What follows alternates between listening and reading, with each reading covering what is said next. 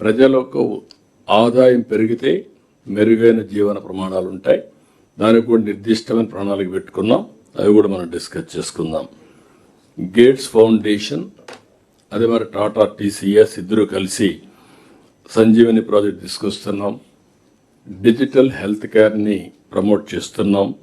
ఇంకొక పక్క universal health policy తీసుకొస్తున్నాం. ఒక మోడల్ కూడా తయారు చేశాం. అది కానీ మొత్తం చేయగలిగితే ప్రపంచంలోనే ఫస్ట్ టైం సంజీవని ప్రాజెక్ట్ ఒక గేమ్ చేంజర్గా తయారవుతుంది హెల్త్లో. కేంద్ర పథకాలన్నీ పునరుద్ధరణ చేస్తున్నాం. హార్టికల్చర్కి పూర్వోదయ కింద లేకుంటే స్పెషల్ ప్రాజెక్ట్ కింద తీసుకుంటున్నాం.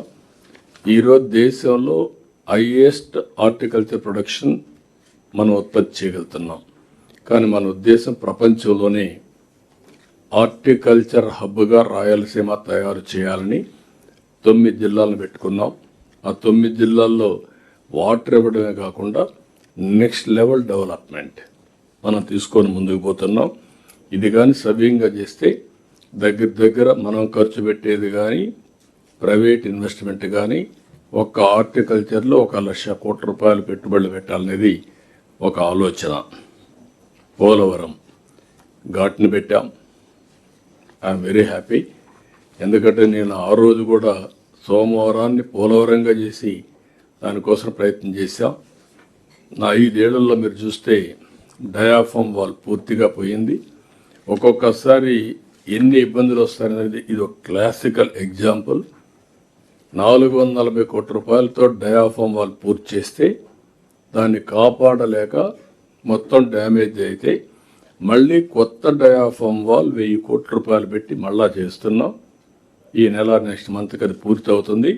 2027 పుష్కరాల కంటే ముందు పోలవరాన్ని పూర్తి చేసి జాతికి అంకితం చేసే బాధ్యత మనం తీసుకుంటున్నాం.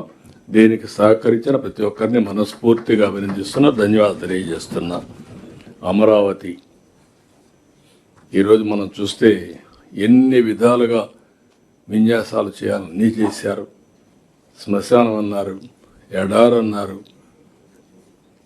ఎవరైతే భూమిని ఒక ఆదర్శంగా ఇచ్చిన రైతుల్ని హింస పెట్టారు, ఎగతాళి చేశారు. ఈరోజు దానికి కూడా లైన్లో పెట్టాం. పనులు ముమ్మరంగా అవుతున్నాయి. ఇప్పటికే మీకు క్లారిటీ వచ్చింది. ఇంకా 3 సంవత్సరాల్లో అమరావతి ఒక షేప్కు తీసుకొస్తాం. Most liveable city.